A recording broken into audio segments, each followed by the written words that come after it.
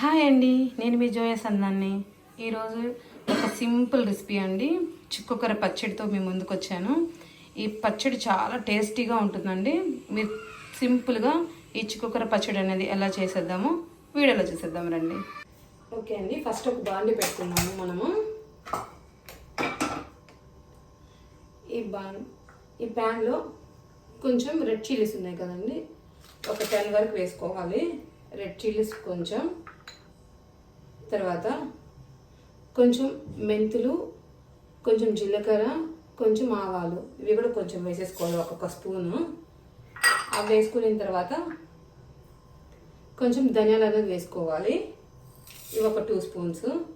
ఇవన్నీ వేసుకునేసిన తర్వాత కొంచెం ఆయిల్ వేయని అవసరం లేదండి, ఆయిల్ లేకుండానే ఇవి మొత్తం బాగా ఫ్రై చేసుకోవాలి.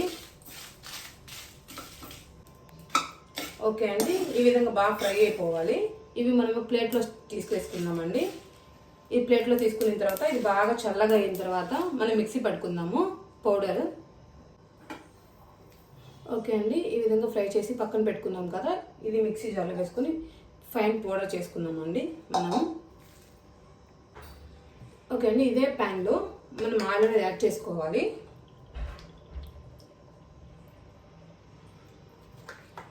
ఆయిల్ యాడ్ చేసుకున్న తర్వాత మనం ముందుగా కట్ చేసి పెట్టుకొని వాష్ చేసి పెట్టుకున్న ఈ చిక్కుకూర ఉంది కదండి, ఈ చిక్కుకూర మొత్తంని ఈ ఆయిల్లో బాగా ఫ్రై చేసుకోవాలి.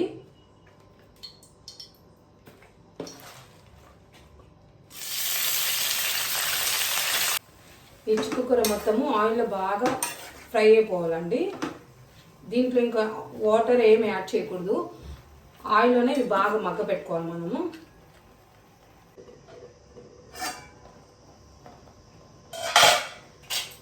ఓకే అండి, ఈ విధంగా బాగా కుక్ అయిపోవాలి. చూసారు కదా ఎంత మంచి కుక్ అయిందో.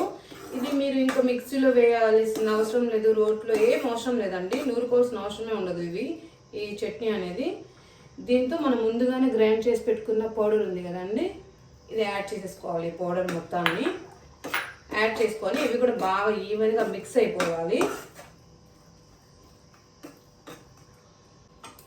ఓకే అండి, దీంట్లోనే కొంచెం పసుపు, కొంచెం సాల్ట్ అనేది వేసేసుకోవాలి, తగినంత సాల్ట్ వేసుకొని ఇవి కూడా బాగా మిక్స్ చేసుకోవాలి.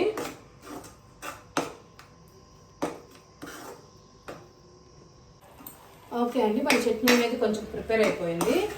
ఇది ఒక 2 మినిట్స్ పెడదామండి. అంతలోపల మనము తాలింపు అనేది వేసేసుకుందాము ఈ పచ్చడిలోకి.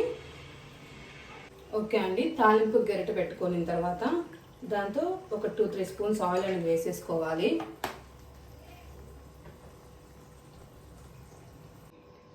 ఓకే అండి, ఆయిల్ అనేది హీట్ అయింది. ఓకేనా, మనం పోపు దినుసులు మొత్తం దీంట్లో వేసేసుకుందాము.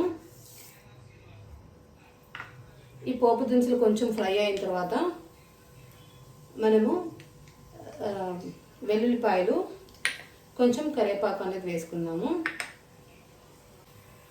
ఓకే అండి, పోపు అనేది చిటపటలాడుతుంది, మనం వెల్లుల్లి వేసేసుకుందాము. వెల్లుల్లి, కొంచెము కరివేపాకు, కొంచెం వచ్చి హింగువ అండి, హింగువ కొంచెం వేసేసుకుందాము. ఇవి బాగా ఫ్రై అవ్వాలి. ఈ ఫ్రై అయిన తర్వాత మనం ఆ చట్నీలో అనేది మిక్స్ చేసుకుందాము ఈ ఆయిల్ని. ఓకే అండి, మన పోపు అనేది ఈ చట్నీలో యాడ్ చేసేసుకున్నాము. యాడ్ చేసుకున్న తర్వాత ఇది ఒక 2 నిమిషాలు బాగా ఈ పోపుతో ఫ్రై అవ్వాలి. ఓకే అండి, మనము ఈ ఫ్రై అయిపోయింది కదా బాగా. ఇప్పుడు కొంచెము ఒక చిన్న ఆనియన్ అండి, మంచిగా కట్ చేసి పెట్టుకున్న ఆనియన్స్ కూడా దీంట్లో యాడ్ చేసేసుకోవాలి. ఈ ఆనియన్స్ వేయడం వల్ల చాలా క్రంచీగా మనం తినేటప్పుడు చాలా టేస్టీగా ఉంటుందండి. ఓకేనా, మన చిక్కుకూర పచ్చడి అనేది రెడీ అయిందండి. మనం సర్వింగ్ బౌల్లోకి తీసుకుందామండి. ఓకే అండి, ఎమ్మీ అయిన చిక్కుకూర పచ్చడి అనేది రెడీ అయిపోయింది. తప్పకుండా ట్రై చేయండి, చాలా టేస్టీగా ఉంటుంది ఈ పచ్చడి అనేది. దీన్ని ఓకే అండి, ఈ విధంగా వైట్ రైస్లో ఒక ఆమ్లెట్ వేసుకొని బాగా ఎంజాయ్ చేయొచ్చండి ఈ పచ్చడి అనేది. తప్పకుండా ట్రై చేయండి. ఇంకో రెసిపీతో మేము ముందుంటాను.